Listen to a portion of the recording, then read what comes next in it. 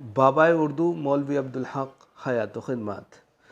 मुहक्किक, सवाने निगार, ज़बान दा, लुग़त नवेस, क़वाइद दा और साहिब तर्द इंशा पर्दाज मौलवी अब्दुल हक एक जामे और बाकमाल शख्सियत हैं, जिनको हम और आप ख़ास तौर पर उर्दू से मुताल्लिक़ हज़रात बाबाए उर्दू के नाम से जानते पहचानते हैं।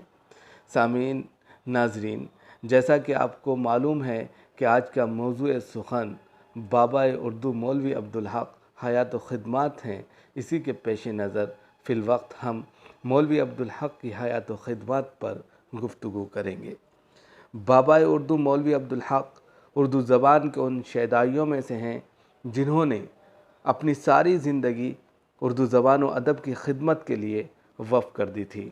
आपकी पैदाइश कस्बा हापुड़ के करीब सरावा में 20 अगस्त 1870 को हुई। आपको बचपन से ही पढ़ने लिखने का बड़ा शौक़ था, चुनांचे इब्तिदाई तालीम से फ़राग़त के बाद 1894 में अलीगढ़ मुस्लिम यूनिवर्सिटी से बीए का इम्तिहान पास किया। दौरान तालीम आपने सर सैयद अहमद ख़ां, मौलाना अल्ताफ़ हुसैन हाली, मोहसिनुल मलिक से खूब इल्मी व अदबी इस्तिफ़ादा किया। नीज़ आपको सर सैयद अहमद ख़ां से बराह रास्त फैज़ उठाने का मौका भी मिला और सर सैयद अहमद ख़ां भी तसनीफ़ व तालीफ़ का कुछ न कुछ काम आपके सुपुर्द करते रहे। इस तरह लिखने पढ़ने की पहली तरबियत सर सैयद अहमद ख़ां के हाथों ही हुई। इसी वजह से आप सर सैयद अहमद ख़ां से बड़े मुतासिर और उनकी नस्र के बेहद दिलदादा होने के साथ साथ उनके मद्दाह भी रहे।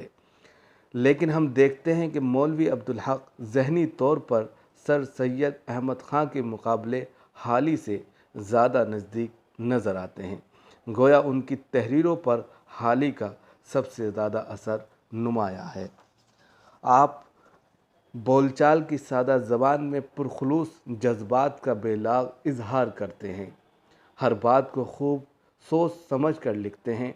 इबारत को उलझा कर पेश करना आपकी आदत नहीं।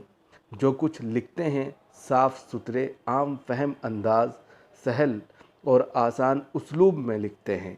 एक इक़्तिबास यहाँ काबिल ज़िक्र है। मीरन साहब के बारे में ज़िक्र करते हुए लिखते हैं कि मीरन साहब अगरचे गरीब आदमी थे मगर बड़े मेहमान नवाज थे।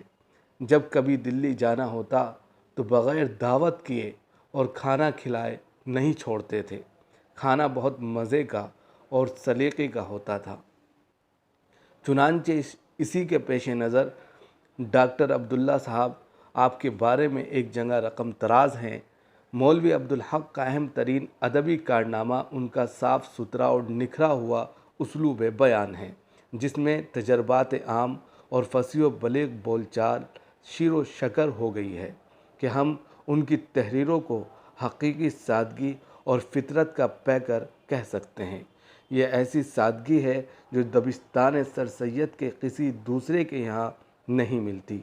मौलवी अब्दुल हक ने सादगी को एक ऐसा आर्ट बनाया जो दूसरे इंशा पर्दाज़ों के यहाँ नहीं मिलता। ये आर्ट उनकी हर मौजू की तहरीरों में मिलता है। कॉन्फ्रेंस के ख़िताब हों, रेडियो की तकारीर हों, अखबार के मज़ामीन हों, किताबों के मुक़द्दमात हों, सब में यकसा शान के साथ उनका ये आर्ट दिलों को लुभाता है और रूह को ताज़गी व शगुफ्तगी बख्शता है।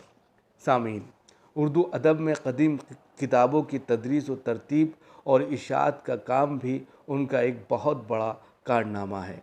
उन किताबों पर उनके मुक़द्दमात उर्दू अदब का कीमती सरमाया हैं। अंग्रेज़ी, उर्दू लुग़त और उर्दू ज़बान की क़वाइद का बुनियादी काम आप ही की कोशिशों का नतीजा है।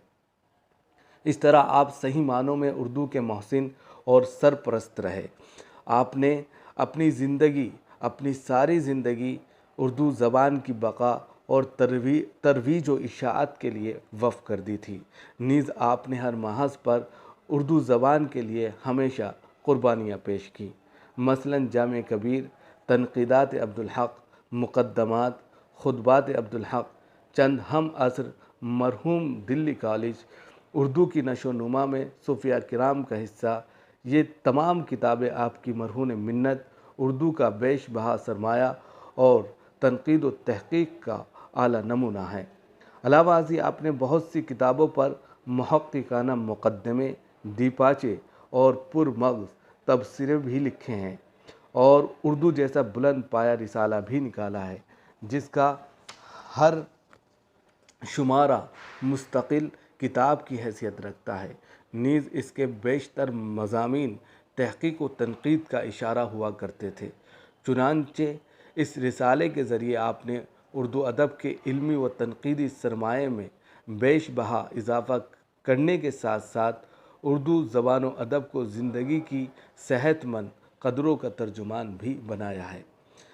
بابائے اردو کی ایک اور بڑی خدمت یہ ہے کہ اردو ادب کا جو سرمایہ مخطوطات کی شکل میں صندوقوں اور الماریوں میں بند تھا، اس کو از سر نو مرتب کیا اور ان کی اہمیت پر روشنی ڈالی، مصنفین کے حالات زندگی دریافت کر کے ہم تک پہنچائے، ان تصانیف کے عہد کی خصوصیات واضح کی، نیز چھان بین کے بعد بہت سی غلط فہمیوں کو دور بھی کیا۔ کلیم الدین احمد کے قول کے مطابق آپ نے اردو زبان و ادب کی گراں قدر خدمات انجام دی ہیں۔ کہہ سکتے ہیں کہ اردو زبان و ادب کی خدمت آپ کی زندگی کا نصب العین تھا۔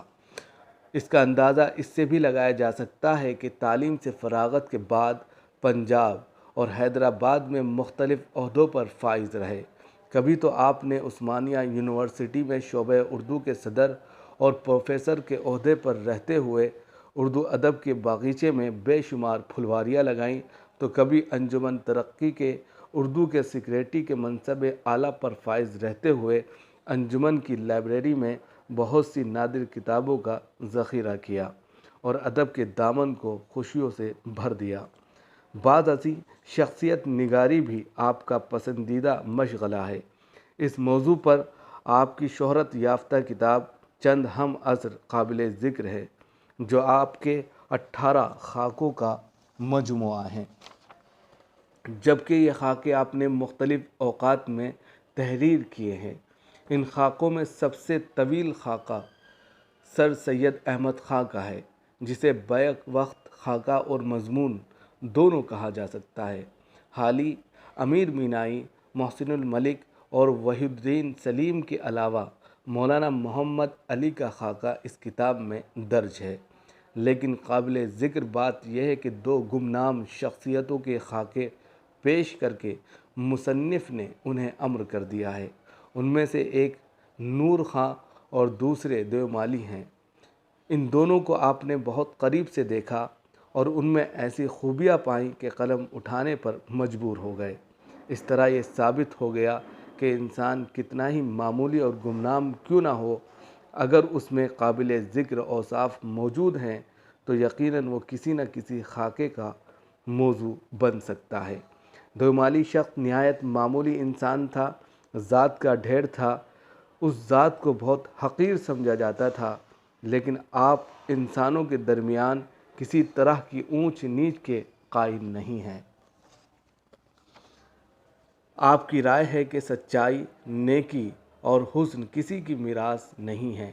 یہ خوبی نیچی ذات والوں میں بھی ایسی ہی ہوتی ہے جیسی اونچی ذات والوں میں۔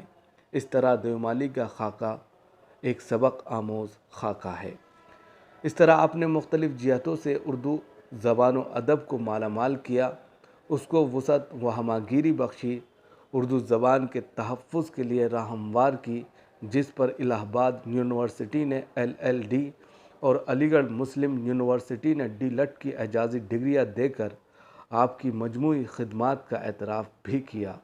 آزادی کے بعد پاکستان چلے گئے تھے، لیکن وہاں خاطر خواہ قدر نہیں ہو پائی، اور پھر 16 اگست 1961 کو کراچی کی سرزمین پر یہ مہتاب و آفتاب ہمیشہ کے لیے غروب ہو گیا۔ لیکن ان کی ادبی خدمات اردو ادب کا ایک روشن باب ہیں، جبکہ ان کی کاوشوں اور کوششوں سے صرف نظر نہیں کیا جا سکتا۔ ہزاروں سال نرگس اپنی بے نوری پہ روتی ہے، ہزاروں سال نرگس اپنی بے نوری پہ روتی ہے، بڑی مشکل سے ہوتا ہے چمن میں دید اور پیدا۔